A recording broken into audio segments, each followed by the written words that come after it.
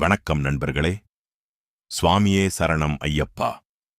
சபரிமலை ஐயப்பன் கோவிலில் ஆண்டுதோறும் பல விசேஷ பூஜைகள் நடைபெறுகின்றன. அதேபோல் ஒவ்வொரு மாதமும் குறிப்பிட்ட நாட்களில் மட்டுமே கோவில் நடை திறக்கப்படுகிறது. இந்த வீடியோவில் சபரிமலையின் முக்கிய விசேஷ பூஜைகள் மற்றும் கோவில் நடை திறக்கும் நாட்கள் பற்றிய தகவல்களை தெரிந்து கொள்வோம். 1. மாத பூஜை. ஒவ்வொரு தமிழ் மற்றும் மலையாள மாதத்தின் முதல் 5 நாட்களுக்கு சபரிமலை நடை திறக்கப்படும். இந்த நாட்களில் கணபதி ஹோமம், ஊஷ பூஜை, உச்ச பூஜை, தீபாராதனை உள்ளிட்ட வழக்கமான பூஜைகள் நடைபெறும். 2. மண்டல பூஜை. தமிழ் மாதமான கார்த்திகை முதல் மார்கழி வரை நடைபெறும் 41 நாள் விரத காலத்தின் நிறைவு நாளில் மண்டல பூஜை நடைபெறுகிறது. இந்த காலத்தில் லட்சக்கணக்கான பக்தர்கள் சபரிமலைக்கு வருகை தருகின்றனர். 3.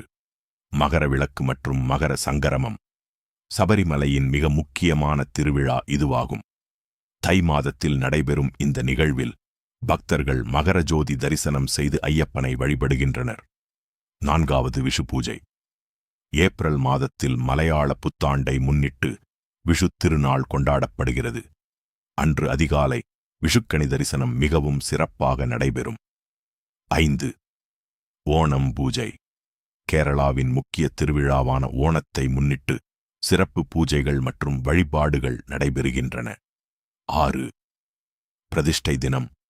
ஐயப்பன் விக்கிரக பிரதிஷ்டை செய்யப்பட்ட தினத்தை நினைவுகூர்ந்து சிறப்பு பூஜைகள் நடத்தப்படுகின்றன. கோவில் நடை திறக்கும் முக்கிய நாட்கள். ஒவ்வொரு மாதத்தின் முதல் 5 நாட்கள் மண்டல காலம், நவம்பர் முதல் டிசம்பர் வரை.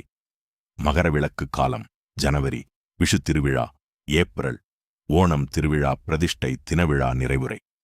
சபரிமலை என்பது ஒரு கோவில் மட்டுமல்ல, அது கோடிக்கணக்கான பக்தர்களின் ஆன்மீக பயணமாகும். நீங்களும் சபரிமலைக்கு சென்ற அனுபவத்தை கருத்துக்களில் பகிர்ந்து கொள்ளுங்கள். வீடியோ பிடித்திருந்தால் லைக், ஷேர் செய்து நமது சேனலை சப்ஸ்கிரைப் செய்ய மறக்காதீர்கள்.